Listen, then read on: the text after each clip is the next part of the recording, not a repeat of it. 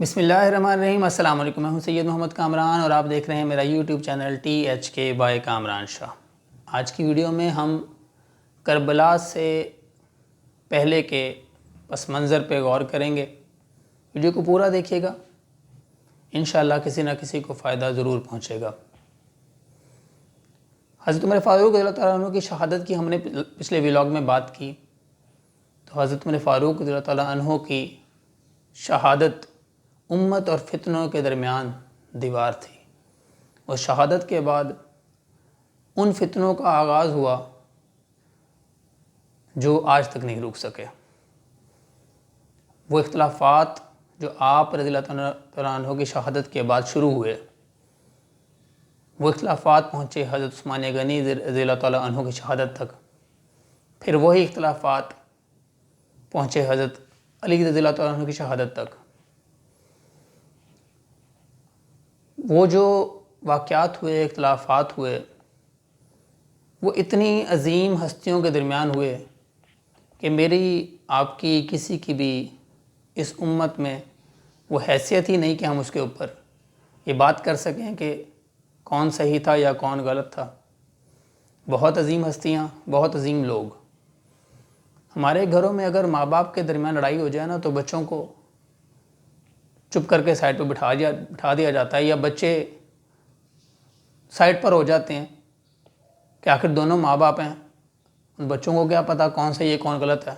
ماں باپ میں اختلاف ہے، وہ بحث ہوگی تو ان کی آپس میں ہوگی، لڑائی ہوگی تو ان کی آپس میں ہوگی، لیکن بچوں کو غرض نہیں ہوتی کون صحیح کون غلط ہے۔ دونوں ہی بچوں کے لیے پیارے ہوتے ہیں، اور نہ ہی انہیں صحیح غلط کی سمجھ ہوتی ہے۔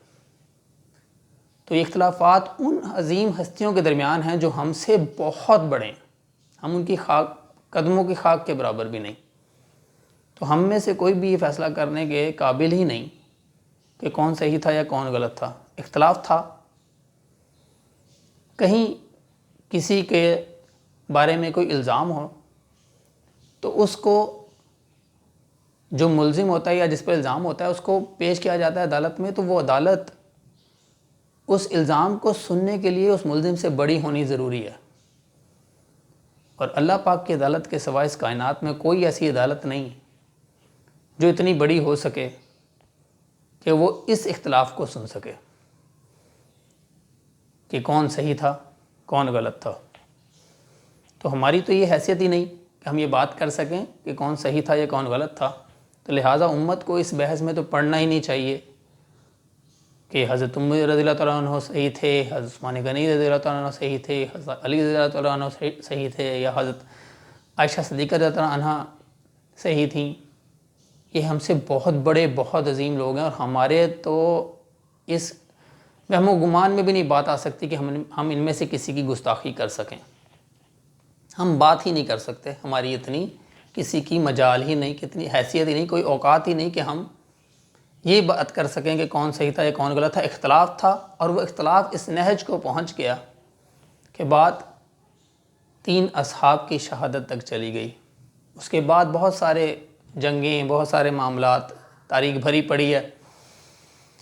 تو کم از کم میں اپنی اوقات ایسی نہیں سمجھتا کہ میں اس موضوع پہ بات کر سکوں، نہ ہی کسی اور کو میرے نظریے میں یہ حق پہنچتا ہے کہ وہ ان کے بارے میں بات کر سکے کہ کون صحیح تھا اور کون غلط ہے۔ اللہ جانے، اللہ کا نظام جانے، اللہ کا کام جانے۔ سرکار صلی اللہ علیہ وسلم نے فرمایا تھا کہ فتنے آئیں گے، اور فتنہ شروع ہو گیا، تو یہ اللہ اور اس کے رسول صلی اللہ علیہ وسلم کا جاننے کے معاملات ہیں، ہماری آپ کی حیثیت کی بات نہیں۔ لا محالہ بات کربلا تک پہنچی ہے، وہ بات کرنی ضروری ہے کہ حضرت علی رضی اللہ عنہ کی شہادت کے بعد حضرت امیر معاویہ رضی اللہ عنہ کا خلیفہ بننا، اور حضرت امام حسن و حسین رضی اللہ عنہ کا ان کی خلافت کو ماننا، یہ مصمم ہے، یہ ہوا۔ اختلاف جو ہمارے سننے کے لیے، سمجھنے کے لیے کربلا تک پہنچا، وہ تھا حضرت امیر معاویہ رضی اللہ عنہ کے یزید کو خلیفہ بنانا یا بادشاہ بنانا، یا اس کو گورنر بنانا، وزیر بنانا، جو بھی کہہ لیں۔ سمجھنے کے لیے باتیں آسان لفظوں میں، بغیر کسی توحید کے، مطلب کہ بغیر کسی تمہید کے اس بات کو وہاں تک پہنچانا۔ تو اختلاف اس چیز کا تھا اسلام دشمن جو ہمارے دشمن ہیں، جو دین کو سمجھتے نہیں ہیں، یا جو مسلمان ہوتے ہوئے دین کو صحیح طرح سمجھ نہیں پاتے، وہ کہتے ہیں جی کہ اقتدار کی جنگ تھی، جو قطعاً لا علمی ہے، اسلام سے دشمنی ہے، غلط بات پھیلانا ہے۔ قطعاً یہ اقتدار کی جنگ نہیں تھی۔ اگر اقتدار کی جنگ ہوتی تو حضرت علی رضی اللہ عنہ کی شہادت کے بعد امام حسن و حسین رضی اللہ عنہ ہی خلیفہ بنتے، وہی امیر معاویہ رضی اللہ عنہ کو بننے کیوں دیتے خلیفہ؟ اقتدار کی جنگ ہوتی تو اقتدار حاصل کرنے کے طریقے سیاست کے آج تک ساری دنیا دیکھ رہی ہے، بہت سارے ہیں۔ اس کے لیے شہید ہونے کے لیے کربلا نہیں جانا پڑتا۔ اقتدار کی جنگ نہیں تھی۔ یا آپ سرکار صلی اللہ علیہ وسلم کو کہ دین کو جو نقصان پہنچایا جا رہا تھا اسے بچانے کی جنگ تھی، دین اسلام کی بقا کی جنگ تھی۔ آپ صحیح تھے، آپ حق پہ تھے، تو حق کی آواز بلند کرنے کے لیے چلے تھے۔ وہ جانا، وہاں پہ جنگ ہونا، یہ بیان کرنے کے لیے بڑا دل جگرا چاہیے۔ وہ واقعات جو ہوئے وہ نیکسٹ ویلاگز میں بات کریں گے، لیکن اصل بات تھی حق کے ساتھ کھڑا ہونا، جو حضرت امام حسین رضی اللہ عنہ نے کھڑا ہو کے دکھایا۔ باطل، غلط شخص، اس کا بادشاہ بننا، خلافت ختم ہو کے ملوکیت کی طرف جانا، اسلام کے اصولوں کے خلاف رشوت سے، تلوار کے زور پہ بیعت لے کے لوگوں کو گمراہ کر کے سلطنت قائم کرنا، دین اسلام کی ساری روایات سے منحرف ہونا، دین اسلام میں بدعت پیدا کرنے کی کوشش کرنا، یہ سب وہ باتیں تھیں جن کی وجہ سے حضرت امام حسین رضی اللہ عنہ کو کھڑا ہونا پڑا، حق کی آواز بلند کرنی پڑی، کربلا جانا پڑا۔ یہ اقتدار کی جنگ نہیں تھی۔ اقتدار لینا ہوتا، اقتدار حاصل کرنا ہوتا تو وہ جتنی عظیم ہستیاں ہیں ان کے لیے تو کوئی کام ہی نہیں تھا۔ اسلام کو بچانا، اسلام کو زندہ کرنا، یہ ان کا مشن تھا جس کے لیے اللہ پاک نے انہیں چنا تھا۔ یہ چنے ہوئے لوگ تھے جن کی پیدائش پہ بتا دیا گیا تھا آپ سرکار صلی اللہ علیہ وسلم کو کہ یہ شہید کیے جائیں گے، وہ جگہ بتا دی گئی، وہ ماحول بتا دیا گیا۔ یہ چنے ہوئے لوگ تھے۔ کچھ وجوہات ہوتی ہیں جس کی وجہ سے کسی کو کوئی مقام دیا جاتا ہے، تو جس کو پیدا ہوتے ہی سرداران جنت اور ان کو اتنے بڑے بڑے اعزاز نوازے گئے، تو اللہ نے کسی کام کے لیے چنا تھا تو نوازا تھا۔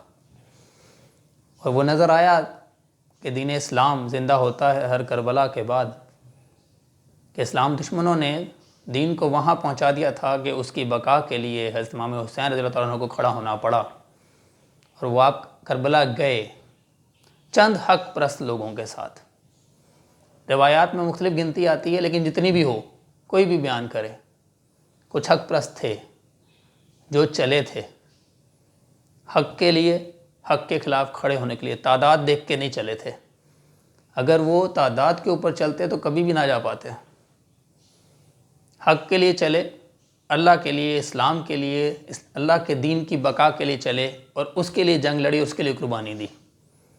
تو جو بات ہمارے بچوں تک، ہماری نسلوں تک پہنچانے کی ہے وہ یہ ہے کہ اسلام دشمنوں کی باتوں میں آنے کی بجائے حقیقت کے اوپر ان کا دماغ چلنا چاہیے کہ یہ کربلا کا واقعہ یہ کوئی صرف ایک واقعہ نہیں ہے، ایک سانحہ نہیں ہے۔ یہ ہماری وہ تاریخ ہے جس کے اوپر ہم نے قیامت تک اسی کے اوپر چلتے ہوئے ہم نے اسلام کی بقا کی جنگ ہم نے بھی لڑنی ہے۔ حق پہ کھڑے ہو کے انہوں نے سکھایا کہ وقت کوئی بھی ہو، لوگ کتنے بھی ہوں، اگر آپ حق پہ ہیں تو حق پہ کھڑا ہونا بنتا ہے۔ اس کے لیے چاہے سر کٹانا پڑے، اس کے لیے چاہے ساری نسل کو شہید کرانا پڑے، تو حق کے لیے کھڑا ہونا ہر وقت میں، ہر دور میں، ہر منافق، ہر فتنے کے آگے کھڑا ہونا، یہ حسینیت ہے، یہی کربلا ہے۔ تو کربلا کا سبق خود بھی ذہنوں میں پکا کیجئے اور اپنی نسلوں کو بھی بتائیے کہ حق کے لیے کھڑا ہونا، دین اسلام کی بقا کے لیے کھڑا ہونا، یہ حسینیت ہے، یہ کربلا ہے۔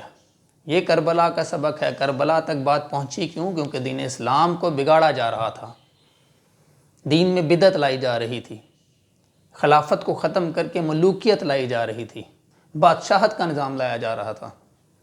آج جتنے بھی لوگ خلافت کی بات کرتے ہیں صرف بات کرتے ہیں. کسی نے حسینیت پہ چل کے بادشاہت کے خلاف آواز اٹھائی؟ کوئی ملوکیت کے خلاف بات کرتا؟ آخر نسل در نسل باتیں کیوں چل رہی ہیں؟